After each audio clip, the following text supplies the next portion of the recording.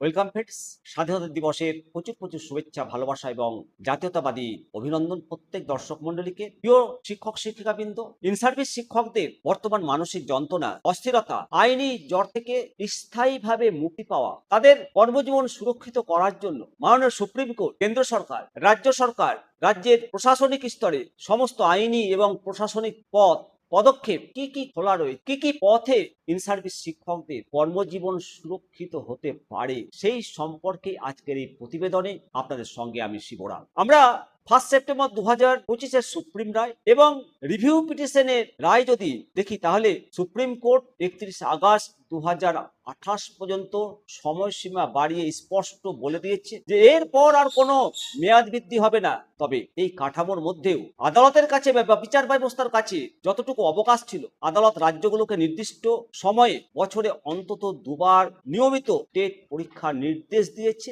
যাতে শিক্ষকরা পর্যাপ্ত সুযোগ পান। এটা যৎকিঞ্চিৎ স্বস্তি, আমাদের পূর্ণ স্বস্তি আসতে পারে সুপ্রিম কোর্টের বৃহত্তর বেঞ্চের ফায়সালা। সংখ্যালঘু শিক্ষা প্রতিষ্ঠান বনাম সাধারণ প্রতিষ্ঠানের আইনি বিরোধের বিষয়টি যেহেতু বৃহত্তর বেঞ্চে বিচারাধীন রয়েছে, তাই সেখানে যদি আরটিই অ্যাক্ট লাগু হওয়ার পূর্বে নিযুক্ত শিক্ষক, 2001 সালের পূর্বে নিযুক্ত শিক্ষক, 3/9/2001 সালের পূর্বে নিযুক্ত শিক্ষক, এদের বিষয়ে কোনো ইতিবাচক বা পজিটিভ ব্যাখ্যা আসে, তবে চূড়ান্ত স্বস্তি দিতে পারে। সবচেয়ে বড় কার্যকর পথ আইন সংশোধন বা নীতিগত অধ্যাদেশ। যেহেতু সুপ্রিম কোর্ট বারবার আইনগত দিক আরটিই অ্যাক্ট 23 নম্বর ধারা এবং সংবিধানের 21 এর এ ধারা সামনে আনছে, তাই এই সমস্যার একমাত্র স্থায়ী এবং পূর্ণাঙ্গ সমাধান লুকিয়ে রয়েছে কেন্দ্র সরকারের রাজনৈতিক সদিচ্ছা এবং আইন সংশোধনের মাধ্যমে।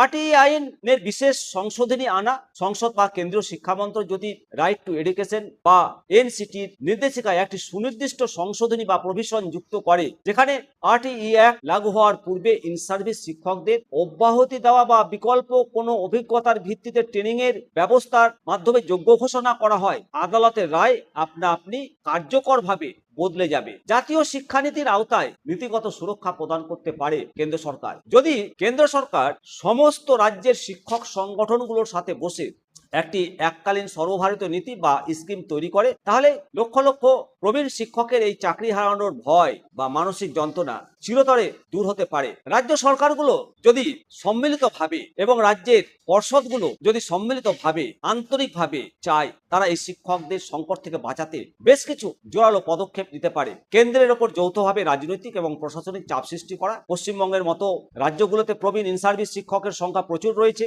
সেই রাজ্যের শিক্ষা দপ্তর এবং কেন্দ্র সরকার তাকে লিখিত এবং যৌথভাবে চাপ সৃষ্টি করতে হবে, যাতে সংসদ এই বিষয়ে দ্রুত আইন সংশোধন করে। সুপ্রিম কোর্ট যেহেতু 28 সালের 31 আগস্ট পর্যন্ত সময় দিয়েছে, তাই রাজ্য শিক্ষা পর্ষদের পক্ষ থেকে নিজ দায়িত্বে শিক্ষকদের জন্য বিশেষ ক্র্যাশ কোর্স, কোচিং, সহায়তামূলক প্রশিক্ষণের ব্যবস্থা করতে পারে, যাতে করে শিক্ষকরা মানসিকভাবে প্রস্তুত হয়ে সহজ পরীক্ষায় উত্তীর্ণ হতে পারে।